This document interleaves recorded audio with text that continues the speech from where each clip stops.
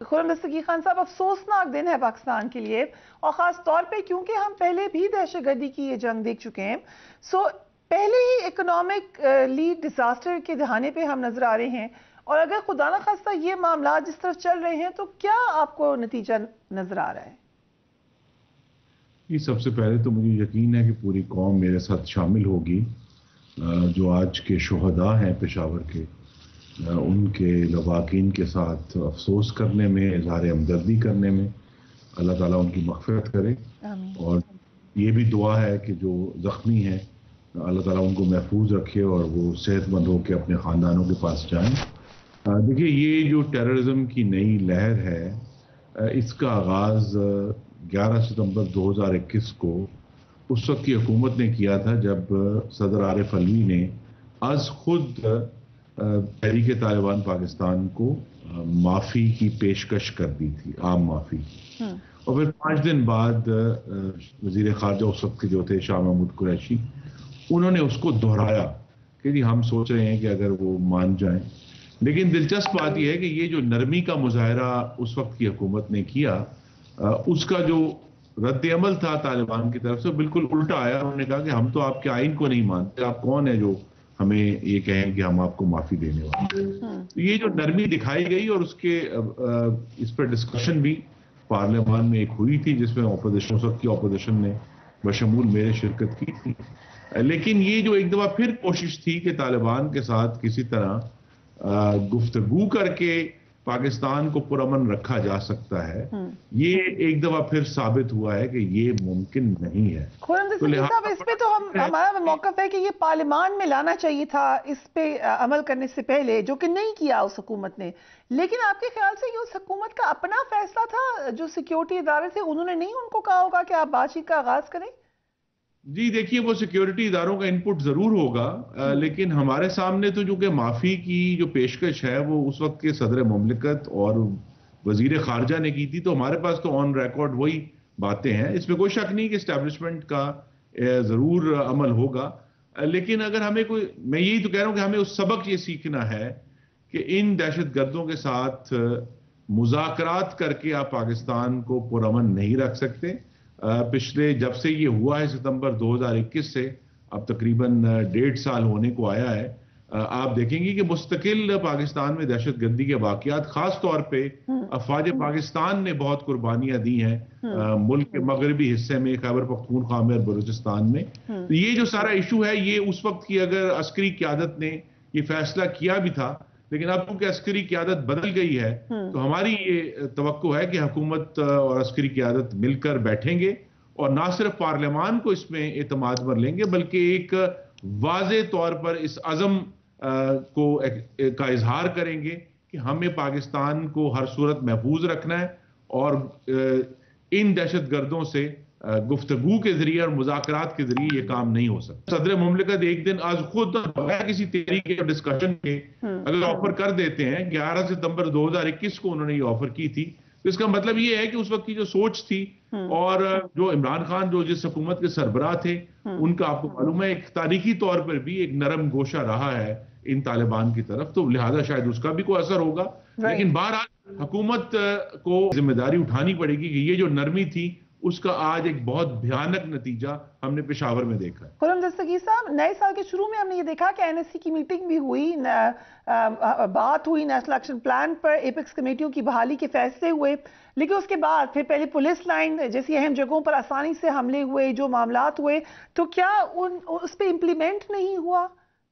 جی نہیں، امپلیمنٹ ہوا ہے. انہی دنوں میں دسمبر کے آخر میں جو نیشنل کاؤنٹر ٹیررزم اتھارٹی ہے، غالباً کوئی 2.5 سال کے بعد اس کا اجلاس طلب کیا گیا اور وزیر داخلہ نے اس کو چیئر کیا، اور اس میں کچھ قوانین میں تبدیلی، اور زیادہ جو اہم حصہ یہ تھا کہ ہماری جو انٹیلیجنس ایجنسیز ہیں ان کے درمیان جو کوآرڈینیشن ہے نمبر 1، اور دوسرا یہ ہے کہ یہ جو پورا سیٹ اپ ہے موبائل فون کمیونیکیشن اور دوسری کمیونیکیشن کو اس بات پہ یقینی بنانا کہ ایسے لوگوں کی جو کمیونیکیشن ہے اس کے اوپر پاکستان کی حکومت کی دسترس ہوگی. تو اس کے بارے میں بہت اہم فیصلے کیے گئے ہیں. رائٹ. سو مہنگائی پہلے ہی ایک شدید مسئلہ ہے پاکستانیوں کے لیے، مگر آپ لوگوں نے تو مہنگائی مارچ کیا تھا، امیدیں تھی آپ کی الائنس ہوئی ہے کہ شاید عوام کو ریلیف ملے گا. وہ ریلیف تو بہت دور کی بات ہے، حالات خراب سے خراب ہوتے رہے. اب ڈار صاحب نے بھی پیٹرول بم گرا دیا ہے اور کہا جا رہا ہے کہ یہ پرائسز اور بڑھیں گی. یہ پہلے تو یہ بتا دیں کیا ان کی پرائسز اور بڑھنے جا رہی ہیں پیٹرول کی آئندہ دنوں میں؟ جی نہیں، اگر تو ہماری یہ توقع ہے کہ آنے والے دنوں میں یہ ان کا تمام براہ راست تعلق جو ہے وہ بین الاقوامی قیمتوں سے ہے. اور دوسرا اس کا تعلق جو ہے پھر ہمیں جانا پڑے گا کہ 2019 میں جب آئی ایم ایف سے معاہدہ کیا عمران خان کی حکومت نے، انہوں نے کیا کیا کمٹمنٹس دی، اور یہ اس کمٹمنٹ میں شامل ہے کہ جو بین الاقوامی پرائس ہے وہ پاکستان کے عوام کو براہ راست پاس تھرو کی جائے گی. اس میں یہ بھی کمٹمنٹ تھی کہ پاک روپی کو فلوٹ کیا جائے گا. اب ہم نے یہ پوری کوشش کی ہے پچھلے کچھ مہینوں سے کہ کیا اس پر عمل درآمد کیے بغیر پاکستان آگے جا سکتا ہے. لیکن جو تیسری چیز ہے جس کے اوپر کم توجہ ہے، اور آپ چونکہ ان معاملات پر نظر رکھتی ہیں تو میں آپ کے سامنے رکھ دیتا ہوں کہ ہم مغربی دنیا سے جو اس وقت معاملات کر رہے ہیں وہ پوسٹ افغانستان ودڈرال ہے.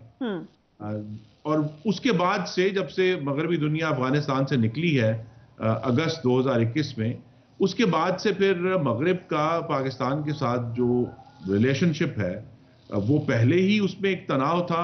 اور عمران خان کی جو بہت ہی غلط اور ill advised گفتگو جو انہوں نے کی ہے مغرب کے بارے میں اور مغربی طاقتوں کے بارے میں، اس نے پھر ہمیں ایک مشکل میں ڈال دیا ہے. اور جو نیا لینڈسکیپ یہ ہے کہ پاکستان کے جو دوست ہیں، جو پاکستان کے پارٹنرز ہیں، چاہے وہ عربین گلف میں ہیں، چاہے وہ یورپ میں ہیں، ان سب کا ایک ہی اس وقت مطالبہ ہے کہ وہ کسی بھی جو امداد سے پہلے وہ چاہیں گے کہ آئی ایم ایف پاکستان کے فائنانسز کو سرٹیفائی کرے. اسی لیے آئی ایم ایف کا مشن جو ہے آج متوقع ہے اور ان کے ساتھ اگلے 10 دن میں بہت سیریس گفتگو ہونی ہے. کوشش ہماری پوری ہوگی ڈار صاحب کی قیادت میں کہ ہم پاکستان کے عوام پر کم سے کم بوجھ ڈالیں.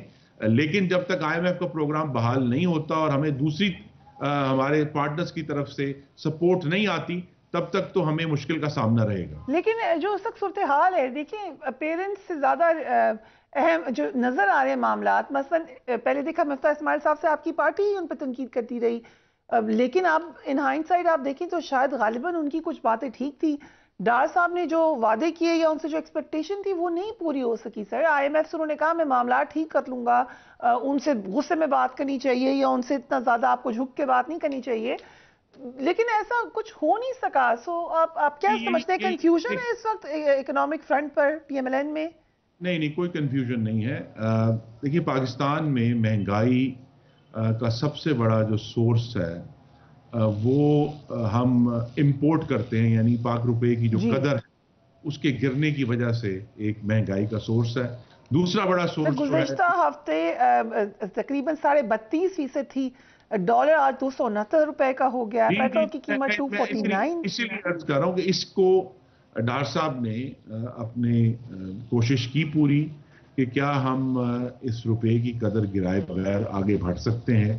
لیکن یہ معاملہ بڑا کلیئر ہے کہ ان کا جو تجربہ تھا اسے وہ کامیابی نہیں ملی جس کی ہمیں توقع تھی. اس کے نتیجے میں ہمیں آئی ایم ایف سے اس وقت جو ہے اگلے 10 دنوں میں ڈیل کرنا ہے، اور اس کے بعد پھر ایک کوشش ہوگی کہ اگر ہمارے پاس سفیشینٹ ریزروز ہم بلڈ اپ کر لیتے ہیں تو پھر جو ہے ان سارے ایشوز کو پاکستان کے عوام کی بہتری کے لیے استعمال کیا جائے.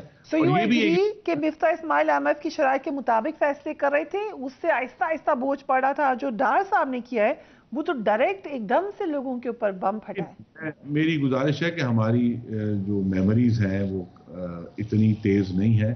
پچھلے سال جب موسم گرما میں آپ کو معلوم ہے تب بھی اسی قسم کے حالات تھے جب پیٹرول کی قیمت بڑھائی گئی، بجلی کی قیمت بڑھائی گئی اور پورا ملک جو ہے وہ سراپا احتجاج بنا. لیکن چونکہ ونٹر منتھس میں آ کے پاکستان میں جو انرجی کی کنزمپشن ہے وہ کم ہو جاتی ہے تو اس طرح عوام کا ذہن اس طرف نہیں گیا. موسم گرما میں بھی ایسے ہی سخت اقدامات کیے گئے تھے. یہ ضرور ہو سکتا تھا کہ آئی ایم ایف کے اوپر عمل کرتے ہوئے اس پروگرام کو اس وقت سسٹین کر لیا جاتا، لیکن بہرحال اب ہمیں اس کو اس پروگرام میں جانا ہے اور اس کے لیے جو معاملات ہیں وہ ہم کر رہے ہیں.